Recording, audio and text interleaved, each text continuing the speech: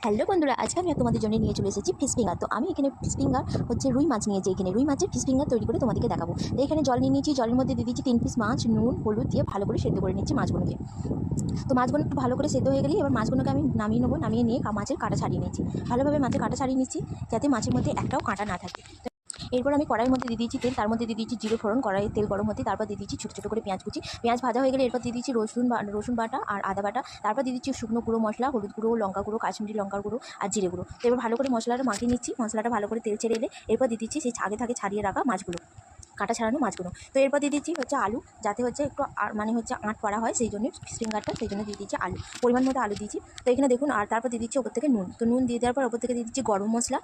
তারপরে মাছটাকে আবার ভালোভাবে নাড়িয়ে নিচ্ছি, যাতে মাছটাকে একদম শুকনো শুকনো মতো করে নিতে হবে, যাতে হচ্ছে মাছটা ছিঁড়ে যায়, আঁট থাকে, সেই জন্য মাছটাকে ভালোভাবে করে নিচ্ছি। তা উপর থেকে আবার দিয়ে দিচ্ছি হচ্ছে কাঁচা লঙ্কা কুচি।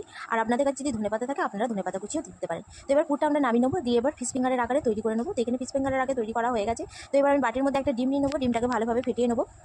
তো ডিমটাকে ফাটানো হয়ে গেলে এবার আমি হচ্ছে ফিশ ফিঙ্গারগুলোকে কোট করে নেবো। তো এখানে হচ্ছে ডবল কোটও করতে পারেন, সিঙ্গেল কোটও করতে পারেন। তো আমি এখানে সিঙ্গেল কোটই করেছি। তো এখানে ডিমে ভালোভাবে চুপিয়ে এবার ব্রেড ক্রাঞ্চের উপরে দিয়ে ভালোভাবে কোট করে নিচ্ছি। তো এবার ফিশ ফিঙ্গারগুলো ভেজে নেবো। তো তেল গরম করে নিচ্ছি, কড়াইয়ের মধ্যে বেশ কিছুটা পরিমাণ তেল দিয়ে দিচ্ছি, সাদা তেল। তো সাদা তেল দেওয়া হয়ে যাওয়ার পর এবার হচ্ছে তেলটা গরম হয়ে এসেছে, এবার আমি একে একে ফিশ ফিঙ্গারগুলো ছেড়ে দেবো। তো দেখুন তেলটা মিডিয়ামে রাখবো, একটু লো টু মিডিয়ামে রাখবো। তো এখানে হচ্ছে তেল গরম হয়ে এসেছে, আর এবার ফিশ ফিঙ্গারগুলো আমি একে একে সব ছেড়ে দেবো। দেখুন খুব তো গরমও নেই, খুব ইয়েও নেই, হালকার মধ্যে রেখেছি।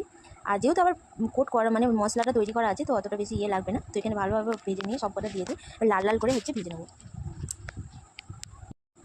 ফিশ ফিঙ্গারগুলো দেখুন এবার লাল লাল হয়ে এসেছে, এবার ফিশ ফিঙ্গারগুলো তুলে নেবো। তো তুলে নেওয়ার পর দেখুন এই যে ফিশ ফিঙ্গারগুলো কাসুন্দি আর টমেটো সসের সাথে পরিবেশন করেছি, খেয়ে দেখবেন দারুণ স্বাদ।